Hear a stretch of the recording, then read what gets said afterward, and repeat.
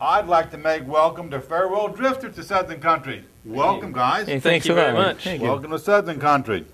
Before we start the show, intro to band. I want to know the names of everybody and what instruments you play, and if you're a songwriter.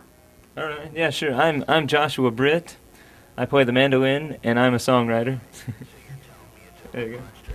Trevor Brandt. I'm the banjo player and don't really do much songwriting. Leave that to the other guys. My name is Zach Bevel, and I play the guitar, and I do quite a bit of songwriting. My name is Dean Merrill. I play the bass, and I do not write any songs. My name is Clayton Britt. I play acoustic guitar, and I write a few songs. Very good. Before we get into it, where did the name Farewell Drifters come from? Who came up with that? And was it me, or who was it? It was you, yeah. I think it was me. Okay. We wanted to be called the Drifters, but there was already a band called the Drifters, and so we added the word farewell because I don't know why. Why? It sounded good. Sounds right. Okay. That's a good reason. I thought it sounded romantic. Not in the lovey-dovey sort of way. How long have you guys been together? About 4 years or so, I'd say. And how'd you guys bump into each other?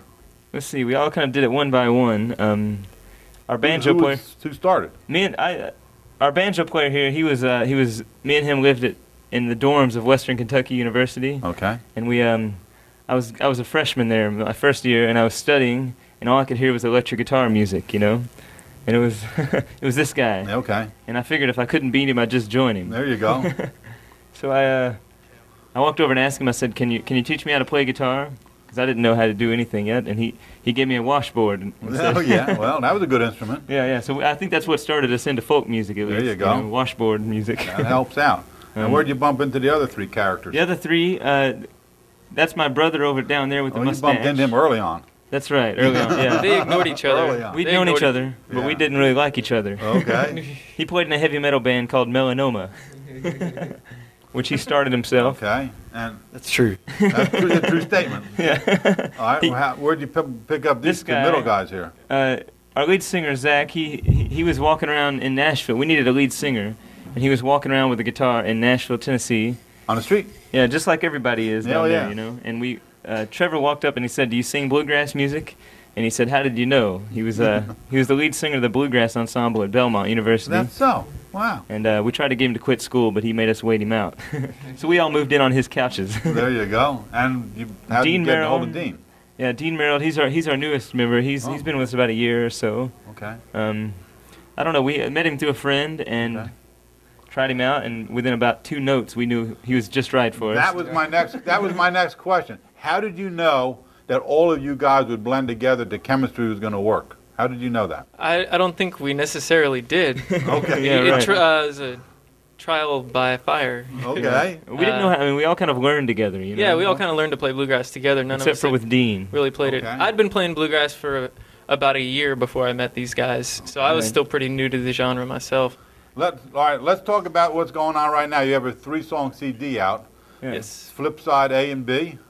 Yes. How do you flip a CD? I couldn't ever figure that out. Theoretically, it has an A side and a B side, and then also a bonus track on it. We I just know. liked the concept of having a single, and certain kinds of songs make an A side and certain make a B side, and we kind of liked that. I go back to the 45 where there was an A and a B. Yeah, Exactly. yeah. So A lot we of kind of times went the with B was better than the A. yeah. We Yeah. I remember those days. the B might be a little more artistic or something like that. So Yeah.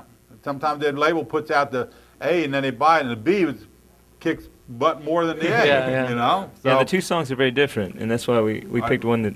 you got River Song, you got Please Dream of Me Tonight, and Exactly. Ticket to Ride, a Beatles song. Yeah, Yes. we just did that for fun. We had a lot of people request that one at our shows, and so we did it for fun one time, and then we've done it ever since. I think people just. No, talk about these two. So you wrote the River, and you wrote the other Dream Tonight. Yeah. Talk me about those songs. Well, River Song, Josh and I actually shared a house on the Cumberland River in Nashville, Tennessee. And Beautiful location. yeah, so it was gorgeous, and it was up on a bluff, and so I'd climb down to the river sometime to just kind of hang out, and it's kind of where that song came from. So Yeah, Please Dream of Me Tonight. That was I tried to write a love song on a ukulele, and I did, and so I ordered a ukulele, and it didn't work. It didn't play, so I played the mandolin instead, and just tried to have the same sound. And I stayed up all night writing it, and I think the next morning, that was when we were sharing that house, and I played it maybe 8 hours and couldn't finish it, just all night trying to finish it. And he woke up and kind of helped me with the melody line, and There you go. fit right in. But And then you picked out Ticket to Ride, an old Beatles song. Why did you pick Right. a Beatles song? How did you grasp a Beatles song? Play it faster. yeah, right. Okay. That'll No, work. It just when we played that for the first time, it just kind of, we had the idea and kind of joked around about it, and then when we did it, it just fit perfectly. Now, where can our viewers pick up these songs? Where can they listen to them? I listen to them online, but they'll let everybody know where They can can listen to them on our MySpace page, Okay. which is myspace.com/thefarewelldrifters. You can get there from our website. You can get there too. from our website, which is just thefarewelldrifters.com. There's also clips of them on iTunes. If you want to buy it on iTunes, you can listen to a clip of it before that. Or Amazon, I believe. Yeah, so Okay. they're for sale on iTunes and Amazon. Or you can just order it from our website. or you can order the discs from our website. if you're into that. Let's talk about Sweet Summer Breeze. Okay. Tell me about Sweet Summer Breeze. How did the songs come about? There's 12 new ones and 2 covers. Right, Talk right. to me about those songs and the difference between Sweet Summer Breeze and the 3 that just came out now. Okay. Go ahead, guys. Well, we recorded the Sweet Summer Breeze album in 2007. Okay. And that was kind of a culmination of, the first 2 years of us writing songs together, and it was, I guess you could say, the cream of the crop, because we'd written a lot of material up till that point. Yeah, yeah. That's, I guess you could say, why the album has 14 songs on it, a couple more than the average album. Yeah, they're usually around 10, 12, Yeah, because 11, 13, we couldn't part with some of them. Yeah, yeah. A lot of those songs, they came out of a time in which we were all kind of living together Yeah. in a house together in Nashville, Tennessee, and we, so the songs like Sweet Summer Breeze, which is that we just all lived together one summer, and they all went to work, tried to pay the rent, and I stayed home and There you had go. to mow the grass, You agree But with he him? didn't mow the grass. Yeah, he definitely never mowed the grass. No. Never happened. mowed the grass. There In you theory, go. he was the one that mowed the grass. And there's Who? a couple. In theory. That, theory, that was yeah. my job Yeah. description, but There you go. I slacked off quite a bit. Embarrassing moments, quickly, before we run. What's your most embarrassing moment? embarrassing? Clayton, let's start with Clayton. Clayton? Don't embarrass My us. own most embarrassing moment? No, on stage. Let's keep it to the show. Well, I have this thing I do at the beginning of a Bill Monroe song, instrumental called Southern Flavor, and I kick it off with sort of like a standalone guitar thing, and maybe 1 out of 100 shows I completely screw it up. I mean, not just a little bit, but like over the top. Then, Yeah. And then he just quits and walks off stage when he does that too. That's what's embarrassing.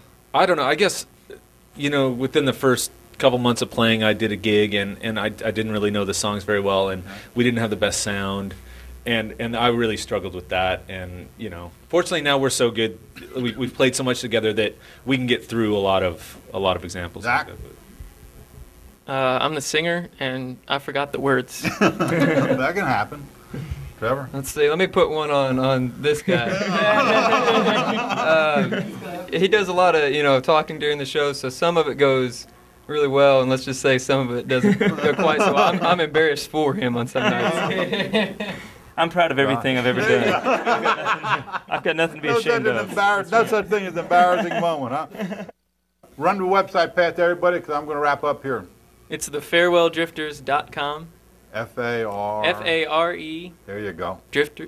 Wait. Well, F-A-R-E-W-E-L-L drifters.com. That's All drifters with an S, not a Z. Yeah, right. I always make that mistake. hey, thank you very much for being on the Thanks show. for having us. Appreciate it. Appreciate it. And we look forward to seeing you in Nashville in 2000 this year. Yeah, And we'll continued be there. success with your careers. And we look Thanks forward so to much. seeing you down I in appreciate Nashville. that.